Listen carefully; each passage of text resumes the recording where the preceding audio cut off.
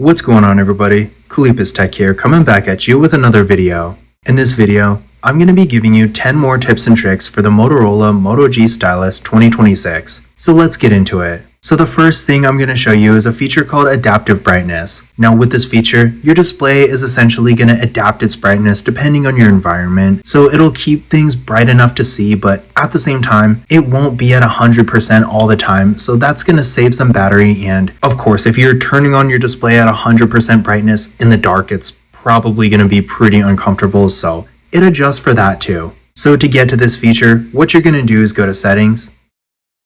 From here, go to display, so right here, and then adaptive brightness is right here at the top, so toggle it on, and as you can see, it adjusted right away.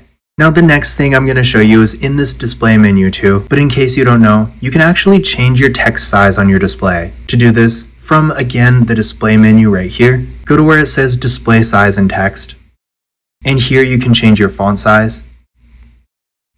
And then you can also change your display size in general. So yeah, definitely nice to be able to customize it a bit. And in addition to this, you can also have bold text and outline text too.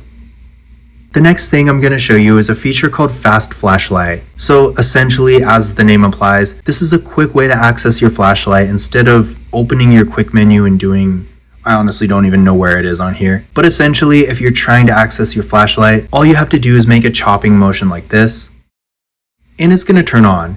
So yeah, definitely a great shortcut. And again, I don't even know exactly where the flashlight is on the quick menu.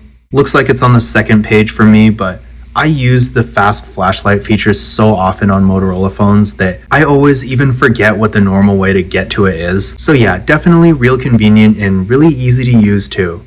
The next thing I'm going to show you is a quick way to get to your battery saver. Now you can get to this feature from your settings. So if you go to settings, and then from here go to battery. So right here, battery saver will be right here. And from here you can turn it on. And in addition to this, you can use either the standard battery saver or the maximum battery saver, but keep in mind for both of these, but especially the maximum, this will limit your performance a lot. So unless you really need it, I would not recommend using it. But in addition to going through all your settings and everything like that, you can also access this feature really easily from the quick menu. To get to this, just swipe down twice from the top. So 1, 2. And then from here, the battery saver should be on this menu, but if it's not, you can always hit this pencil icon. This is going to show you everything currently on your menu. And then below this line at the bottom, this is everything that's not on the menu that you can add. But for us, the battery saver is already on here, so I'm going to go to it.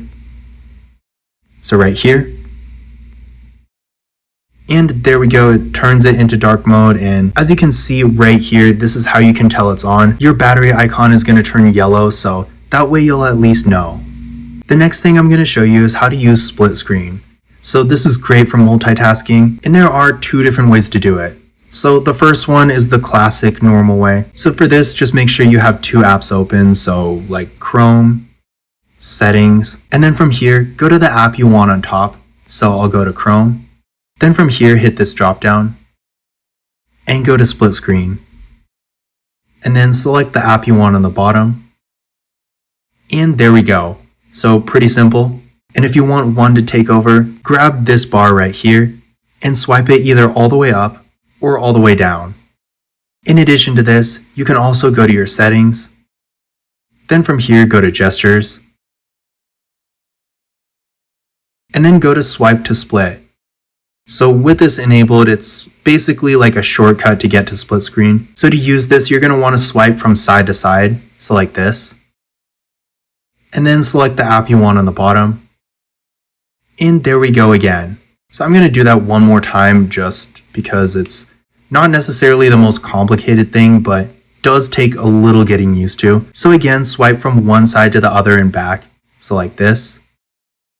And then select the bottom app. And there we go. Now, if you ever need to scan a QR code, usually you should be able to just point your camera at it and the link will come up. But if you ever run into trouble with that, for QR codes, you can go to your quick menu. And the button should by default be in this menu, so right here.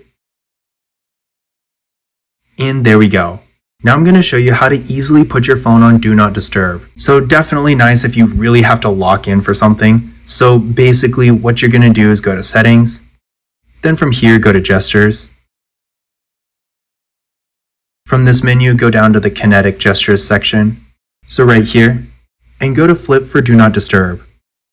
From here, toggle it on, and now with this on, if you ever want to go to Do Not Disturb, all you have to do is just flip your phone over, and that's pretty much it. And keep in mind, you'll know this feature is working because when you put it in Do Not Disturb, it will vibrate, and then if you want to take it out again, it'll vibrate again.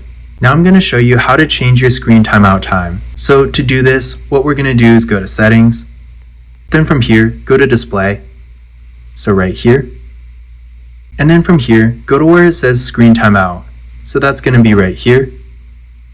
And from here, as you can see, you can set it as short as 15 seconds or as long as 30 minutes.